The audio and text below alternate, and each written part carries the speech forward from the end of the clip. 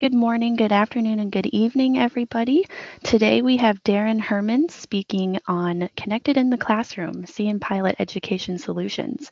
Darren is our product line manager for Cambium Network's cnPilot Enterprise Wi-Fi portfolio, and we will wait a few minutes to have some others join, and we'll get started shortly.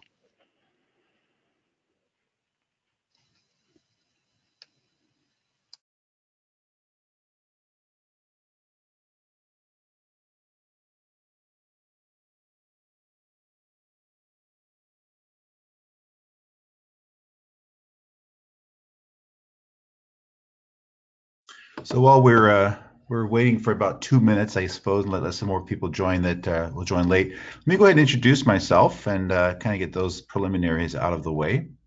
So my name is Darren Hermans. So I joined Cambium Networks actually just late last year in 2018. I've been a product manager, a field engineer, network architect in Wi-Fi and wired networks for a very long time. Uh, Wired networks going back to the mid 90s, and wireless. Did my first wireless installation, first network design in 2002, and that was kind of a eye-opening event for me, and really propelled what I've done since then. So I've been a product manager for some startup companies, and as well as a pretty long time at Motorola from 2007 through 2014. It's about 7 years quite a bit longer than that at Motorola. So nice long time at Motorola, spending a lot of time working with different technologies and in different markets that Motorola services. Of course, primary markets for Motorola back in those days was retail, transportation, logistics, hospitality, as well as the education market too. So a great experience for me. Learned a lot. Worked with some great engineers. So now at Cambium Networks, back working with some of those same great RF engineers again. And Cambium Networks is populated by a lot of people that have the same 15 plus years experience as RF engineers, radio engineers, antenna engineers, antenna designers. So it's a good engineering company to be with. All right, so with that short introduction, we are at 8:02. Let's go ahead and start, and let's talk about education market connected in the classroom. And we'll kind of map some of the Cambium Network's cnPilot Enterprise portfolio products into the education market, and talk about some of the things that you're going to find. I'll share maybe a little bit of experience of my history in some of this market. Okay, so first of all, we talk about high capacity. Let me just hide that panel so I can see my screen better. There we go. So let's talk about high capacity. I mean, that's a word that we use a lot. This is a high capacity network. And of course, that sounds like a good thing, right? High capacity. And generally, it's just a thing. It's not a good thing. It's not a bad thing. It's just a thing. And we have to deal with it. So when we talk about high capacity, generally, I like to look at high capacity as the intersection of a lot of devices, a high number of devices in a fairly small area, times the amount of bandwidth that the application requires. So if you sort of think of it that way, really higher education and K through 12 education kind of fits the education market really does fit that definition of high capacity. You look at logistics market, again, I mentioned that my experience in that market for many years, it's a low capacity market. There's not a lot of devices in a warehouse. Um, they tend to be spread out, just one or two devices per 1,000 square feet of space, maybe not even that in some cases. And they don't need much bandwidth. So they have particular needs and requirements in that market that's not anything like education at all. As you kind of move up that scale, on the other end of the scale, sort of the far right-hand side of the scale, that's where you get into stadiums and stadium markets, which can start to intersect with higher education, right? Because a lot of particularly these SEC football arenas are equally the same size as anything in the NFL. They're amazing stadiums.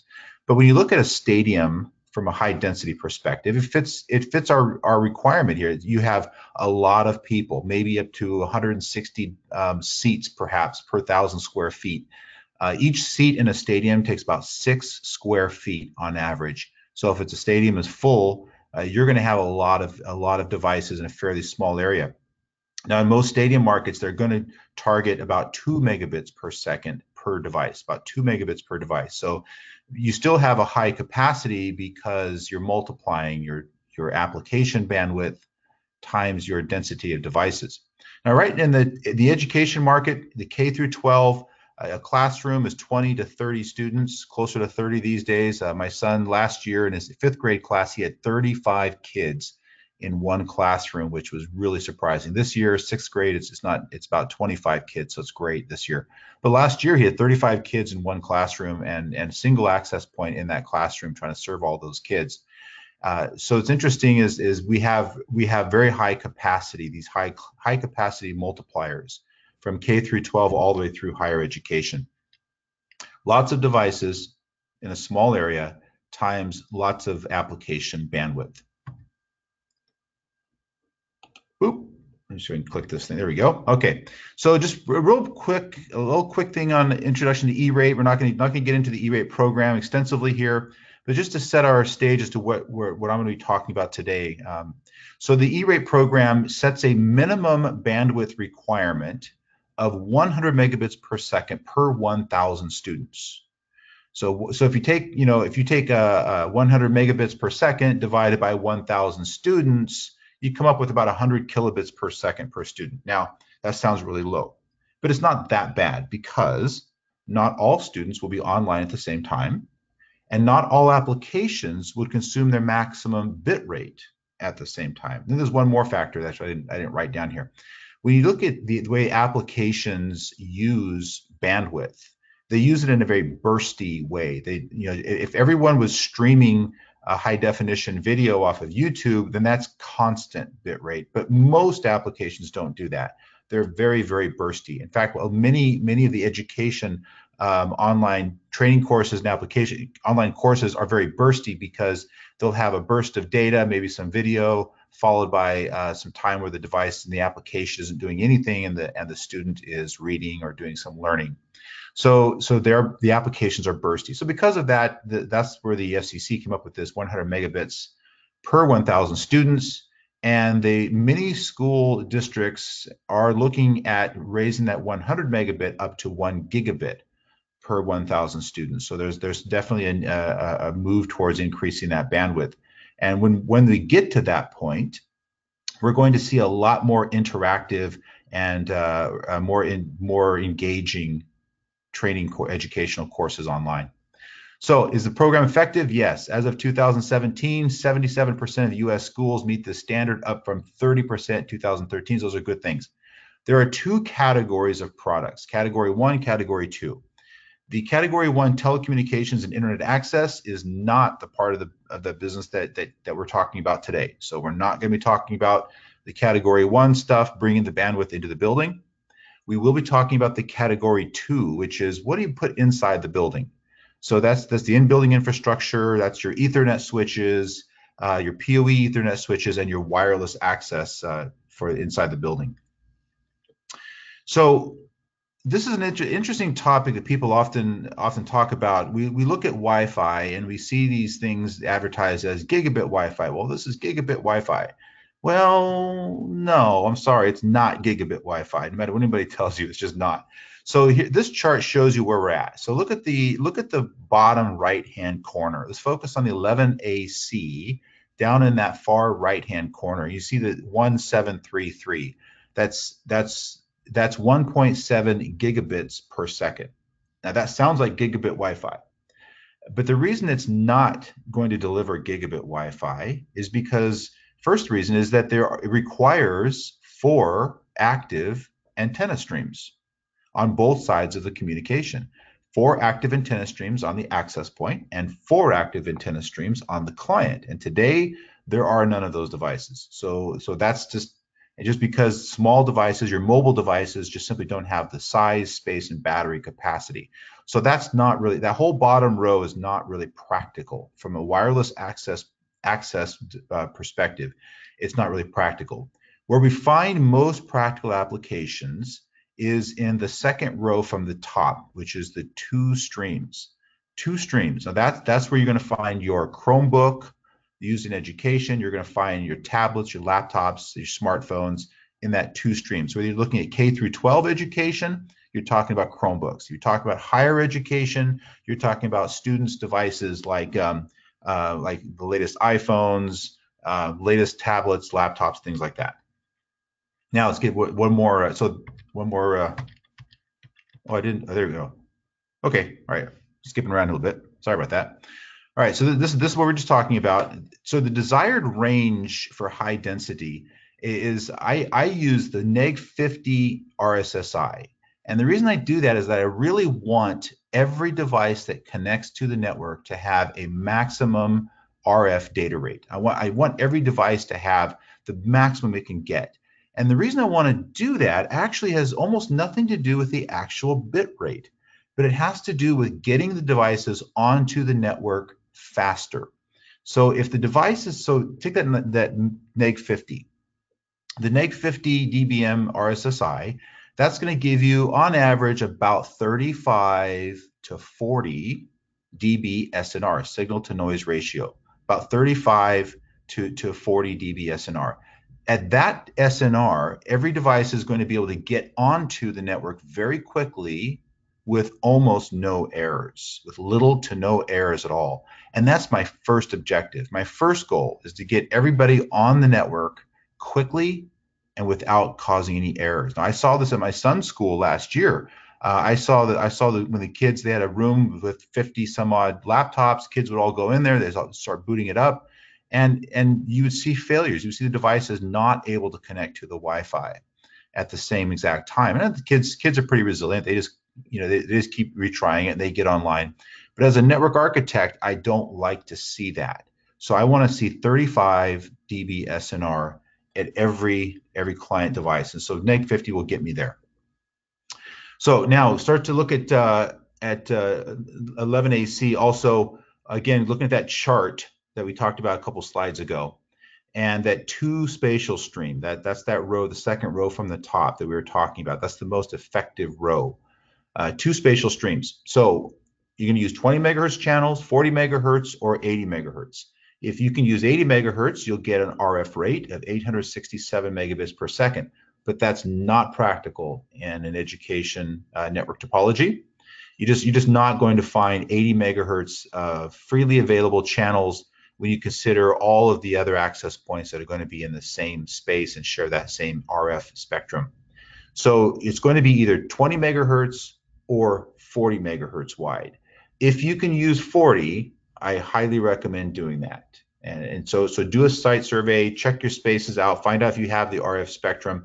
If you have DFS channels in your area, awesome. Then you can definitely use 40 megahertz wide channels. Using 40 megahertz channels is going to, again, it's going to double up the speed of that connection, and more devices will get online faster with lower and lower error rates. So if you don't have the space available, you'll have to drop to 20, but that's okay too. Again, remember, keep in mind, as long as you get 35 dB SNR, 20 megahertz wide channel is awesome as well.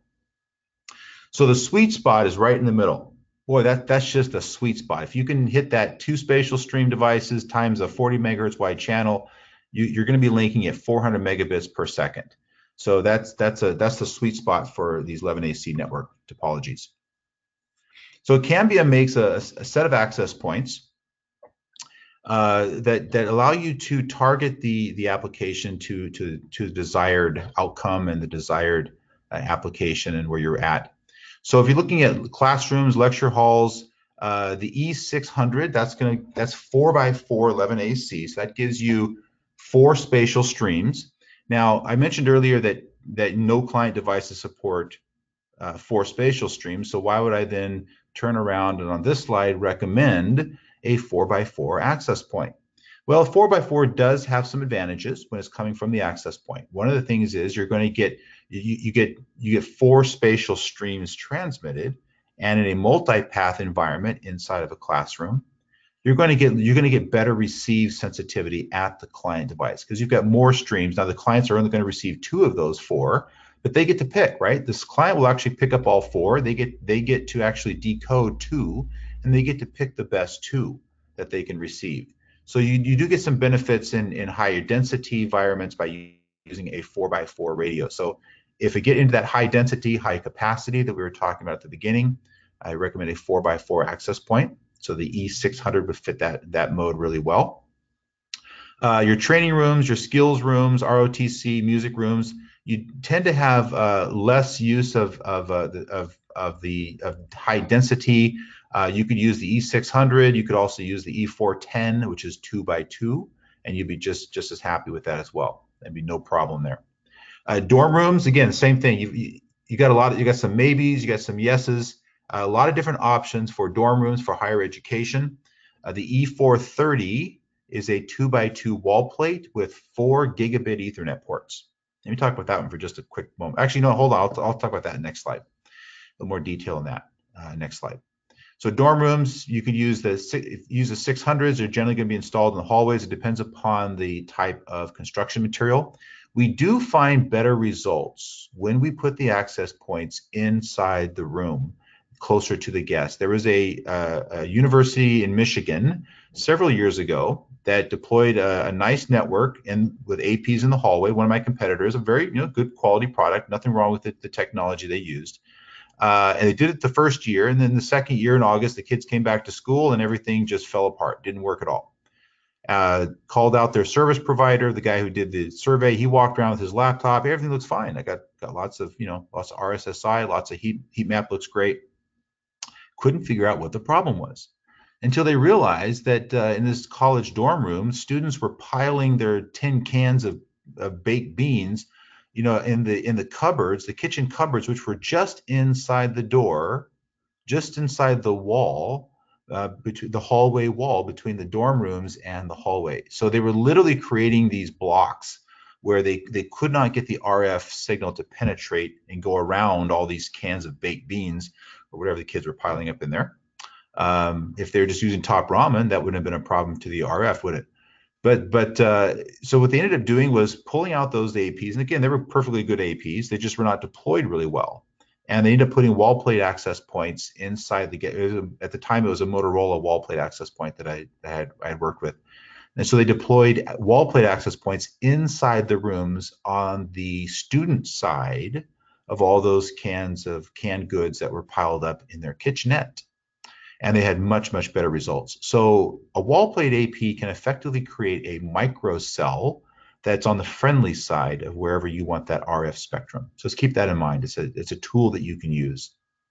Outdoor zones, campus, stadiums, the E500, 501, and 502. So those three all look the same. They have the same construction style, the same integrated mounting system, which is nice. Integrated mounting system, so it reduces the amount of effort required by you. Your bill of materials is much simpler. The 500 is omni. The 501 is a 30-degree sector antenna, and the 502 is a 120-degree sector antenna. The 501 and the 502 will have 36 dBm EIRP on both bands. So they are high performance, high efficiency antenna designs. We use a lot of the 501s and 502s for stadiums, a lot of that. The E500 has an EIRP, I believe it's around 33, if I recall correctly. So now we have to bring it all together. We can't just use access points. We got to have a management system, and that's part of any proposal. So the cnMaestro network management system offered by Cambium has a couple nice advantages. First of all, it is every single thing you want a network manager, and a network controller to do. It has controller assisted roaming if you want to use that, or you can offload all the roaming decisions to the intelligent APs. But you can do it on the cnMaestro. You can run all your reports. You can report on the entire network. You can pre-configure the network. You can pre-adopt the network before you even go on site. cnMaestro includes the full suite. You can set up sites, sub-sites. You can set up groups of APs attached to a site. Lots of abilities to manage that site. You can even grant access to that site to your customer, so they can log in and they can look at certain things that you allow them to look at using the MSP mode, so that multi-tenanting mode. cnMaestro can be run from the cloud, so you can literally log in today. At the end of this call, you can log into cloud.cambiumnetworks.com and you can create an account right now today. It costs you nothing. and it costs you nothing to use. You can create it today for $0. You can use it tomorrow for $0. It costs you nothing. No AP licenses, no use license, no firmware support license for cnMaestro. You can also download a copy of cnMaestro, and you can deploy it on your own hardware, your own server hardware. You can go buy a Dell, Dell server. You can drop cnMaestro on that server. You can put it in your own personal data center, your own private data center, run your own private network, or you can put it on premises. It's all good. We're okay with any of those applications. cnMaestro manages all of the access points from Cambium. So whether it's the wall plate AP, E410, E600, or the outdoor APs, all the way up to the E700, we're good to go with any of these devices. So yeah, on that E430, I wanted to come back to that for just a moment. It has some nice capabilities built into it. It does have 3 gigabit Ethernet ports, 4 gigabit Ethernet ports, 1 uplink and 3 down. They're all gigabit, and you'll see some wall plates vendors trying to save some money and using fast Ethernet. I strongly recommend that you avoid fast Ethernet ports on any Ethernet device you buy. And the simple reason is gigabit Ethernet has been around for a long time, and you will find weird little unexplainable problems of fast Ethernet, sometimes not properly auto-negotiating with gigabit Ethernet. So there's 2 things that have to be auto-negotiated: speed and duplex mode. And you will find that fast Ethernet sometimes has these unexplained reasons. And I can't tell you how many times in deployments, hotels or education market in the years past, these kinds of issues would trip us up for weeks at a time before we traced it back to a fast Ethernet port that wasn't auto-negotiating correctly. So just avoid all those issues. Make sure you're using gigabit Ethernet everywhere. It's definitely the best way to go. That 430, so think about the 430 in a dorm room. Students are going to come in with lots of wireless devices. They're also going to come in with gaming consoles. So if you can plug a gaming console into an Ethernet port and get it off your Wi-Fi network, then you've saved that much RF capacity for something else. So it's a nice device, creates this multifunctional access port inside of a dorm room. Okay, that wraps up what I wanted the material that I wanted to talk about, and I definitely want to get your guys' questions. So let's go ahead and cover some questions. I want to make sure we have lots of time to do that. And it looks like we have something here. Let me get my screen to display this correctly. It doesn't seem to want to. All right, how do I get certified in Cambium networks? Excellent question. So that you can go to training, and Susan will have, I hope Susan is listening, can correct me if I'm wrong here. So David, we actually have a really awesome training site, and you know what, I've been with Cambium for about 5 months, and it's very impressive to me. It is very impressive. I believe the the URL is training.cambiumnetworks.com, and you can sign up for everything. And right now, in fact, I was at a QBR last week, and our training administrator was showing us the hundreds of training material on that website. And right now, it's all free. They're not restricting it. It's completely open. There's so much stuff on there, so much material. It will blow your mind. So to get certified, there is a training program. Talk to your distributor. They'll tell you the things you have to do. You will have to get certified. Like, for example, this cnPilot, to sell this product, there is a training class for cnPilot. So you might want to, once you get to training.cambiumnetworks.com, search on cnPilot. There is a training course for that. I would suggest you take that. Also take the cnMaestro, and cnPilot. That'll get you started with this education market. Susan, are you able to confirm or deny my URL? Yes. I'm still here. That is, let me see really quick. If you go on to our website under resources, there's a link called training. You are correct that they have free online courses for all the product lines. And then come summertime, there is also Cambium College, which is another, good way to get educated on all of Cambium solutions. And then there's also classroom courses all over the world. So those do have a cost associated with them usually, but all of those are at learning.cambiumnetworks.com. So if you can't remember that, again, just go to the website homepage under resources training, and you can see our webinars, you can see the in-classroom training, and it'll take you right to that training portal. Thank you very much. Learning.cambiumnetworks.com. I'm going to have to change that on my here. All right, thank you. No, It's a new system, so yeah. okay, good. It looks like somebody else shared that link with the group here, so awesome. I appreciate that, guys.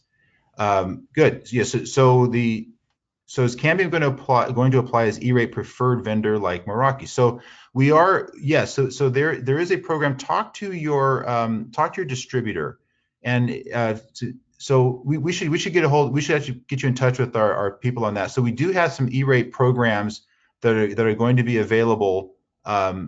Yes. So the answer to your question is yes. We do. We can apply for E-rate preferred vendor status. You can apply for E-rate reimbursement. Let me get your contact information and make sure our distributors get a hold of you with that information, and then we'll make sure we get that over to you. So yeah, we do have we're also going to be launching an education program that would be even outside of E-rate that extends the same E-rate type discounts, heavy discounts for E-rate, of course, is federal reimbursement, U.S. government.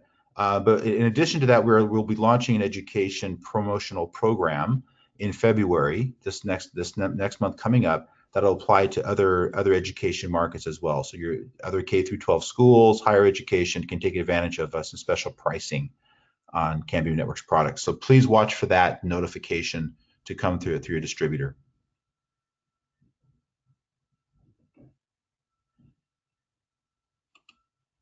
Good afternoon from Cape Town. Hey, how's the fires in Cape Town? You know, I saw that last night on the news, that the wildfires in Cape Town, South Africa, up in Table Mountain. That's a beautiful, beautiful space. If any of you folks on the phone ever are looking for a great international travel destination, Cape Town is an amazing city, by the way. It's just it'll blow your mind. Neat town, but thank you for joining us all the way from there. Okay, so Susan, I'm having a little bit of trouble seeing all my questions.